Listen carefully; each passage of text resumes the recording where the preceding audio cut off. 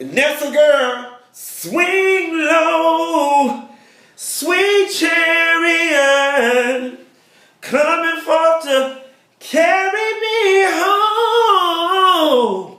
Yes, God, John Legend. But let me tell you something, baby. I don't need it to carry me home. I need that chariot to follow the drinking gorge and carry me down to the river of Jordan so I can cool off my kitty box. No, God, Nessa. Woo! I don't watch this movie Underground, baby. This thing got me hot between my legs, child. I'm motivated. Are you motivated? What? Are you motivated? What you said? Motivated, downright dedicated. You check us out. Yes, God, honey, I'm sneaking with the deacon. Creeping in the big house with master. Oh, this movie got me so turned on. And with that, honey, my hair is laid like underground. Nessa girl, I went down to the salon. I told her, give me an old nasty piece of household hair to the left with a freedom curl to the right. Baby, we about to itchy, get you, yah all night. Now, girl, I know I'm in here laughing and giggling and carrying on, but I am so conflicted in my spirit right now because I'm not supposed to be turned on by a slave story. No, God, honey, I'm not supposed to be activated and motivated down between my thighs from a slave story. Neva, girl, what's wrong with you? Girl, I don't even know, but girl, they got to keep this man pants on and his shirt on for the rest of this story if they want me to get the historical accuracy and relevancy of what the hell done went on down to the slavery for 400 years. Do Jesus. Girl. Girl, you better call Fancy Fontaine or his mama or somebody. Girl, I got $30 on your cable bill. You have to get extended cable now because it come on this new channel called WGN, girl. Now, I don't know, I guess since TBS ain't fucking with black people no more since Tyler Perry took his ass over there and fucked up them people ratings. So, it's on the new channel, girl, but just get it. Get it if you get here, if you can, okay? I need you right here, right now, right by my side. Yeah. Woo! Girl, I am so crunk. Let me tell you something, girl. Let me calm down for a minute. Woo! Nessa, girl. That chocolate ass man, I don't know where the fuck they went and got this man from. But wherever the fuck they got him from, bitch need to be a vacation destination. Listen, that man so damn fine, I don't even know his damn name. Girl. Fuck the story. They had a scene on this thing tonight where the runaway slave was trying to barter with the man that runs the store on the back of a wagon. And they thought that man was smuggling contraband. They told that man to strip. Now, child, this happened in the first 20 minutes of the damn show. Child, my mind ain't been right ever since. And then, honey, you know, old rich white woman like me love old powerful white man. The mama had done went down in there and fucked the master. Yes, God, honey, it was just too much sexual revelations going on. Whew. All right. Whew. Child, I'm sorry, y'all. Normally, I'm a rich white woman. I came all out of character, honey. There's something about this whole hair. Honey, I ain't had to wear my Evelyn Lozada hair in a long time. But girl, on a serious note, Underground is so good, it brought me out of hiding.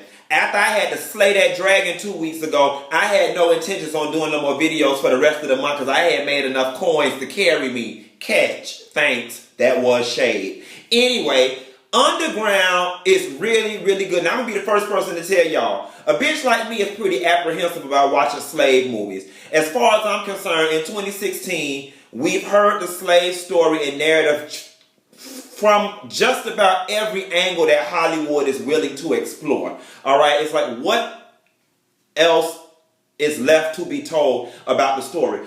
I vowed to myself that after watching 12 Years a Slave, which was a very good movie told from the slave's perspective and from the psychology of the slave, that, you know what, there was no other slave story that could top 12 Years a Slave. And I vowed that I would not watch any other slave movies. At this point, the only other narrative that I'm interested about from the slave story would be the story of the white woman who knew her husband was creeping off with the black slaves. I would love to hear the story told from their vantage point. I would love to hear about homosexuality from the slavery stand period and that vantage point is yet to be explored. But just the basic roots, yes sir, no sir, slave story, in my opinion, had been told so many times that I truly was not interested in underground. If it wasn't for my good girlfriend, Miss Jonathan, who came over here last week and told me to find it, and I found it online, I wouldn't have watched it. But he told me it was really good, so I tuned in, and I made sure I posted about it today to tell the people to tune in, and I tuned in, but whoo,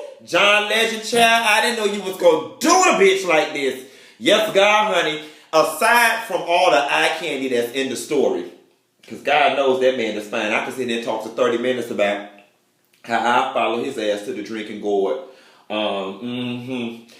Got me wet as the River Jordan. Lord have mercy, Jesus. Let me sit up here and cross my legs like a lady. But Underground is a really, really, really, really, really good show. I don't know right now if I can effectively articulate what vantage point the story is being told from. Yes, I can. I guess the narrative that's being painted is from the eyes of the slaves that were willing to buck the system. So many times we hear about the submissive slave story, the submissive that's submitted to the master, this, that, and the third. But what I do like about it is that it's taking a story that's been overtold.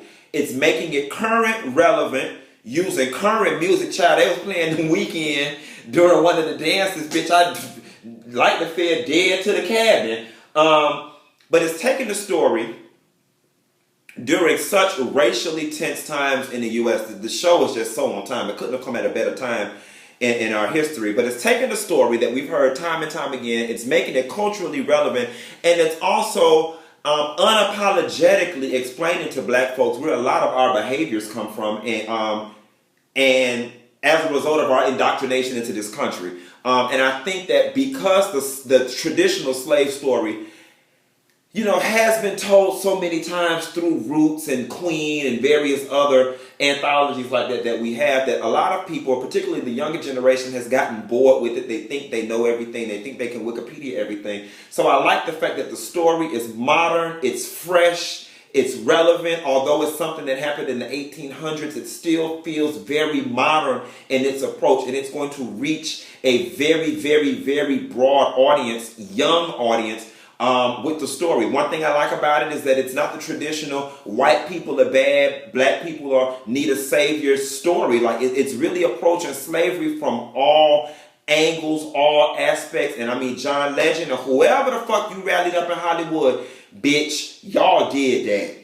And it's rare that I just give it to somebody. Y'all did that. To be able to sit down and educate the folk, take something that is so historically painful and still in 2016 causes so much tension, make it entertaining, enlightening, sexually activating, and all these other things that you guys have done. Hats off to y'all. Hats off to y'all. Hats off to y'all. Y'all did that. I'm feeling conflicted in my soul because typically slave movies make you mad. You be having to have you a Benson and Hedges and a Budweiser ready by the time you get through watching the slave story. But for some reason, I left this one hype, and I ain't ready to go outside and beat the shit out of some random white person that don't even know him. Okay, so y'all did good. I don't know if y'all had some psychologists in the script writing room with y'all to help balance out some of these emotions, but y'all did that. Now, one of the most poignant scenes tonight that really calmed down my sexual desire and just really, again, did that 12 years of slave thing and touched on how traumatic slavery was the scene when Journey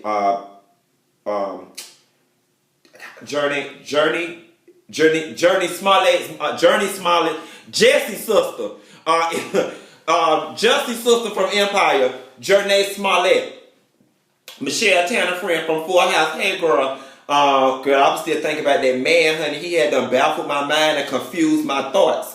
When Journey Smollett's mom made that sacrifice that she did to keep her children safe. And for those who didn't see the episode, basically Journey Smollett's mom is a house slave. She's fair skinned. She's like the house mama at the strip club. Are you in charge of the girls? I am in charge. Are you in charge of the girls? I am in charge of the girls. She in charge of the girls. Okay, but she got two children, one of which is Journey Smollett and another is a 7-year-old little son who is reaching the age of maturity where he can go out, work in the field, and yield some economic dividends for the slave master. Now, an interesting dynamic about her story and about her position of power that I want to get into. The black woman basically raised the white man, the slave owner, and his wife's daughter. The daughter kind of,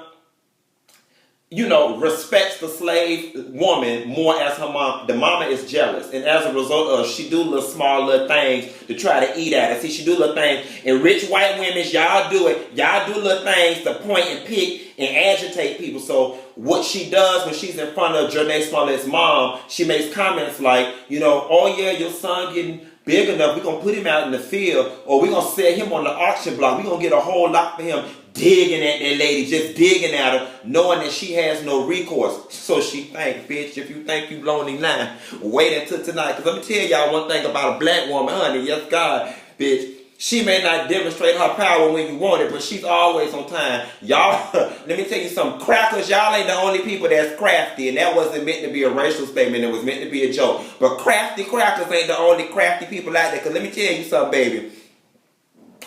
Mama came, let me tell you something. Mama had no pull them panties now up under that petticoat. Put her panties to the side, let them slide through. Yes, God. She had no told Master, I got some more good dirty wine down for you in the cellar. Baby, that white man came down in that cellar and she gave that man something he can feel. Many say that I'm too young. She put that collard green, cornbread, macaroni and cheese, hog maw, eating coochie on him. Yes, God, honey, while she was up on that thing, she grabbed that man by the face and said, my son will not be in the field. Say it.